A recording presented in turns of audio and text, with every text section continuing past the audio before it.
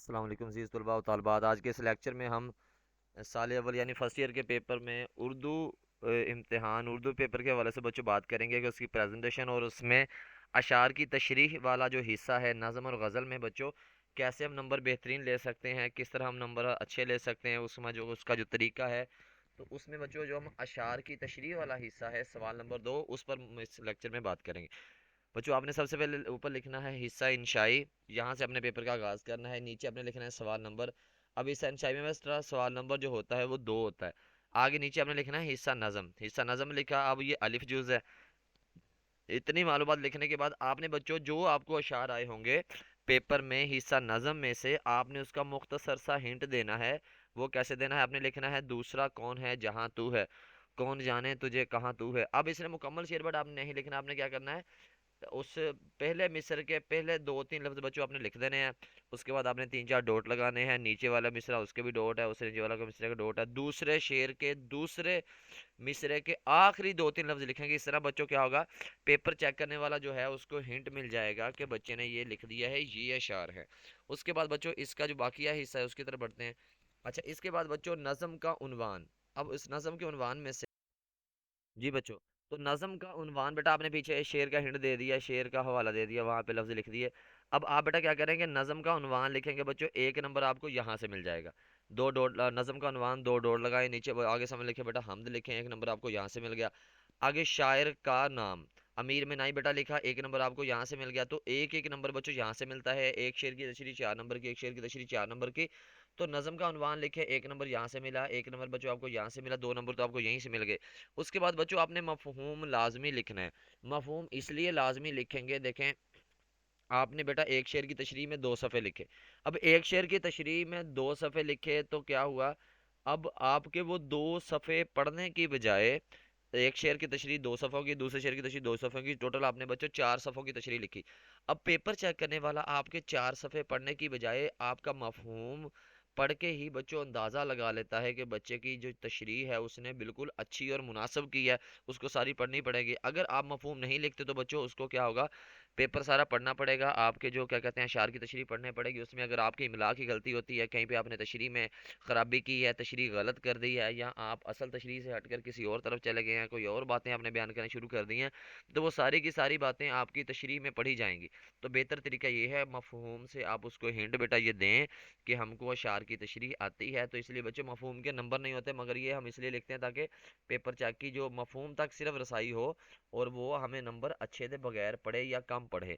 उसके बाद बच्चों अशार की तशरीह आ गया। अब नज़म का अनवान आगे 2 डॉट, शायर का नाम बेटा आगे ये दो, राब्ता की अलामत 2 डॉट लगाएंगे, मफहूम आगे फिर बेटा 2 डॉट। अच्छा, इन तीनों पहले तीनों बेटा हेडिंग्स में, सुर्खियों में, अहम नुकात में, लफ्ज़ों में हमने 2 2 डॉट लगाने हैं बेटा, सामने लिखना है। और ये बेटा याद रखें नीचे नहीं लिखेंगे। 2 डॉट के बाद क्या होता है, सामने आपने लिखना होता है। इधर बेटा आपने लिखा है अशार की तशरीह। अब अशार की तशरीह में या शेर की तशरीह में कुछ बच्चे लिखते हैं अशार की तशरीह, कुछ लिखते हैं शेर की तशरीह। बेटा आपने लफ्ज़ तशरीह लिख देना है, काफ़ी है। अब ऊपर बच्चों ज़ाहिर सी बात है शायरी की बात करते हैं तो नीचे तशरीह करेंगे तो शेर की तशरीह ही करेंगे बच्चों। तो आपने क्या लिखना है, यहाँ पे लिख देना है शेर। ये शेर या इस शेर में जी बच्चों, तो इसमें हमने क्या करना है, तशरीह लिखेंगे और तशरीह के बाद शेर में शायर। इस तरह बेटा हम क्या करेंगे, तशरीह का आगाज़ करेंगे, तशरीह को शुरू करेंगे। आपने ये जो 2 डॉट है इसका मतलब सामने से लिखना है, और ये जो तीन बेटा डॉट डॉट है इसको कहते हैं उर्दू में तफसीलिया की अलामत। अब तीसरी तफसीलिया की अलामत में बच्चों नीचे वाली लाइन से लिखते हैं, सामने से नहीं लिखेंगे, ठीक है। अब ये है इशार की तशरीह का तरीका। एक नंबर बच्चों आपको यहाँ से मिला, एक नंबर आपको यहाँ से मिला, 2 नंबर तो बच्चों आसानी से यहाँ से मिल गए। अशार की तशरीह आपने की, एक शेर की तशरीह बच्चों 4 सफ़ों 2 सफ़ों की है, यानी 2 साइड की। तो एक शेर की तशरीह में बेशक वो नज़म हो गज़ल हो, एक तशरीह की तशरीह में एक तरफ बच्चों आप 2 हवाले लिखेंगे। 2 हवालों से मुराद, आप अशार की तशरीह में शेर भी लिख सकते हैं। आप अशार की तशरीह में बच्चों शेर का एक मिसरा लिख सकते हैं, आप किसी का कौल लिख सकते हैं, मकूला लिख सकते हैं, हदीस का तर्जमा लिख सकते हैं, आयत का तर्जमा लिख सकते हैं।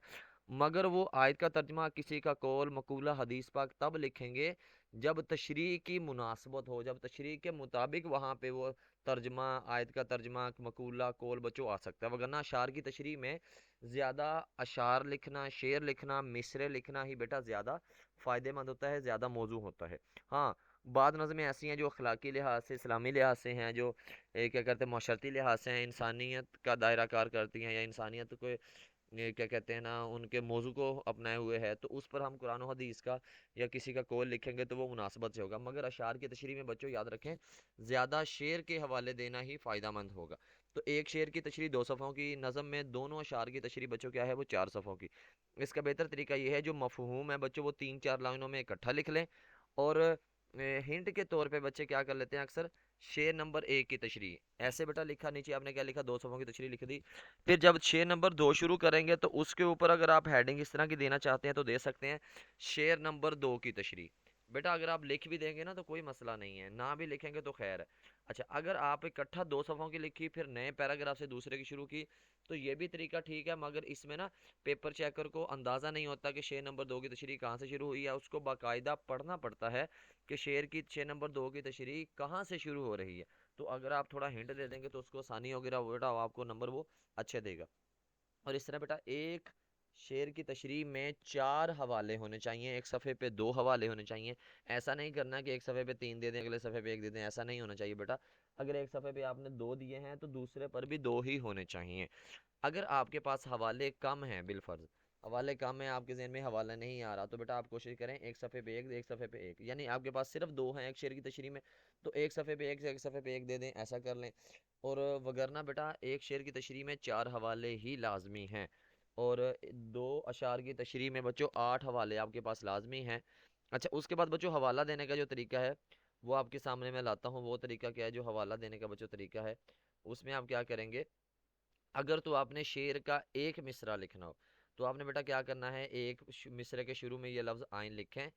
आइन लिखने के बाद नीचे वही तो है जो निज़ाम हस्ती चला रहा है। अब अगर एक मिसरे से बेटा हवाला पूरा होता है, बात मुकम्मल होती है, तो सिर्फ एक मिसरा लिखे, दोनों मिसरे लिखने की ज़रूरत नहीं है।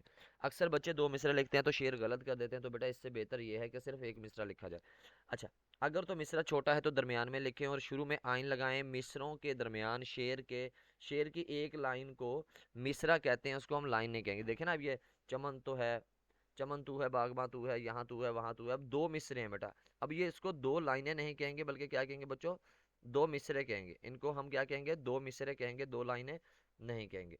अब इसी तरह अगर तो आपके जहन में बच्चों, आपके जहन में अगर एक मिसरा आ रहा है तो आप एक मिसरा लिख दें, एक मिसरे की बात भी ठीक है, 2 मिसरे भी ठीक है। 2 मिसरे तब लिखें जब आप शेर में या कहीं भी किसी भी लफ्ज़ की गलती ना करें। अच्छा, एक मिसरा लिखा अगर छोटा है तो दरमियान में लिखें, इन्वर्टेड इन्वर्टेड कॉमा या लाइनें। बेटा बच्चे क्या करते हैं अक्सर यहाँ पे ऐसे लाइनें लगा लेते हैं मार्कर से, बेटा वो लाइनें लगाना भी गलत है, इस तरह का कोई भी असूल नहीं है लाइनें लगाने का। अच्छा, शुरू में बच्चों आइन लिखें और एक मिसरा लिखें। अगर मिसरा बड़ा है तो आइन लाइन की इब्तिदा में लिखें और लाइन के शुरू से बच्चों क्या करें, पूरा मिसरा मुकम्मल करें। अगर आपसे एक मिसरा 2 लाइनों में लिखा जाता है और आप उस शेर का दूसरा मिसरा भी लिखते हैं, अगर पहला मिसरा 2 लाइनों में लिखा है तो दूसरा मिसरा भी 2 लाइनों में लिखें, ताकि पढ़ने वाले को आसानी हो और वो समझ सके शेर है। कुछ बच्चे क्या करते हैं, पहला मिसरा बड़ा है तो उसने 2 लाइनों में लिख दिया, दूसरा मिसरे में लफ्ज़ उसने छोटे करके लिख दिए, उसने क्या किया, एक मिसरे में लिख दिया, एक लाइन में लिख दिया। तो इस तरह 3 लाइनों में बेटा एक शेर नहीं आएगा। या तो अगर आपने पहला मिसरा 2 लाइनों में लिखा है तो दूसरा मिसरा भी 2 लाइनों में लिखें, या भी कोशिश करें कि एक मिसरा एक लाइन में, दूसरा मिसरा दूसरे लाइन में। अगर हो ही एक मिसरा तो बेटा एक ही लाइन में लिखने की कोशिश करें। तो अगर एक मिसरा लिखना है तो बेटा इसकी अलामत है आइन।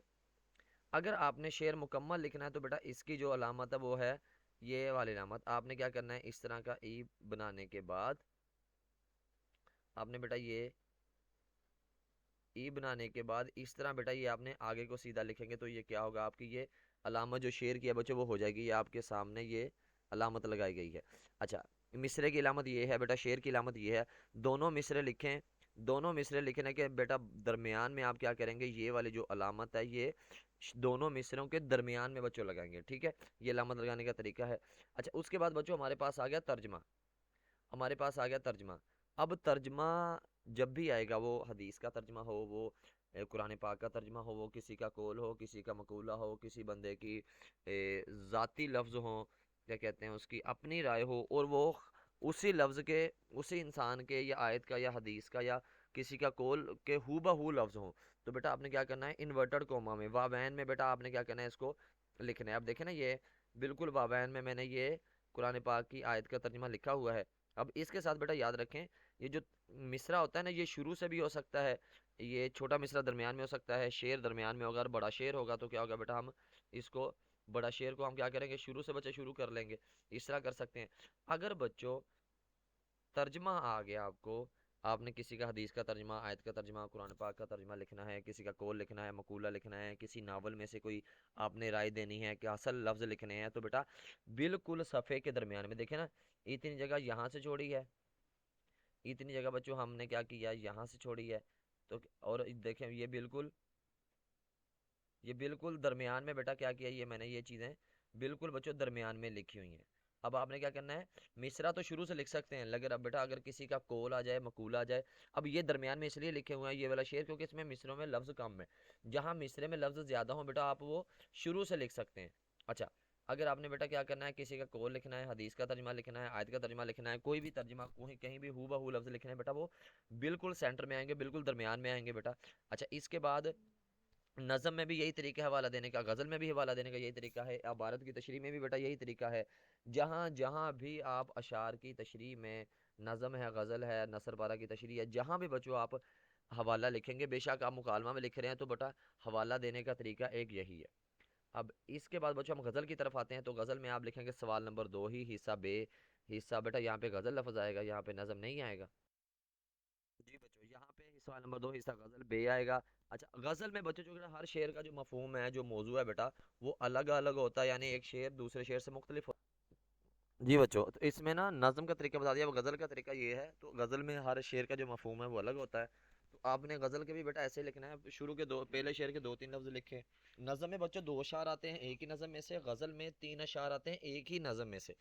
अब गज़लें बच्चों आपकी दो दो शामिल हैं, मीर की दो हैं, फैज़ की दो हैं, फराज उसके बाद नासिर काज़मी की दो हैं, उसके अलावा क्या मोमिन की दो हैं, आतिश की दो हैं। तो दो दो ऐसा नहीं है कि दोनों गज़लों में से तीन आएंगे, नहीं ऐसा नहीं होगा बच्चों।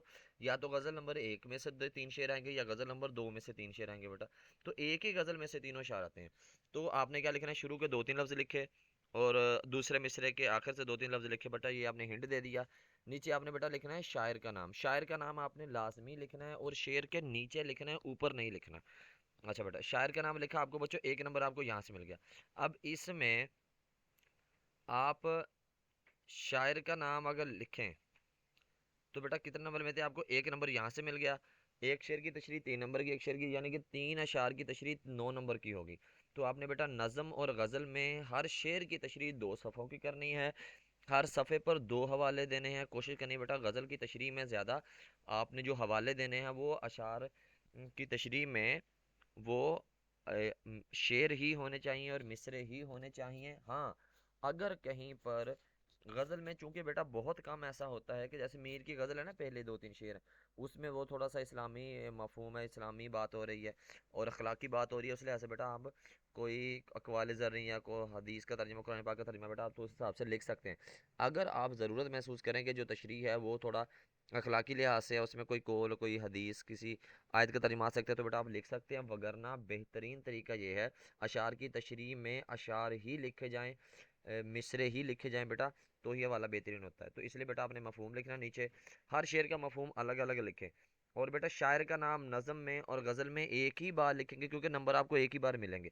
यहाँ मीर तकी मीर का नाम पहले शेर के साथ लिख दिया कि नंबर आपको यहाँ से मिल गया, दूसरे शेर के साथ फिर लिखेंगे तो बेटा वहाँ भी नंबर नहीं मिलेंगे। नंबर आपको सिर्फ एक दफ़ा पहली बार में ही मिलने हैं, दो दो बार तीन तीन बार लिखेंगे बेटा नंबर आपको नहीं मिलेंगे। और नीचे बेटा तशरीह लिखें और इसकी तशरीह करें। तो उम्मीद है आपको बच्चों ये लेक्चर पसंद आया होगा और सारी बातें समझ में गए होंगे। तो इस लेक्चर को अच्छे से देखें ताकि आपको बेटा फ़ायदा हो, आप इसे इस्तेफ़ादा कर सकें। अल्लाह आपका हामी और नासिर हो। अल्लाह हाफिज़।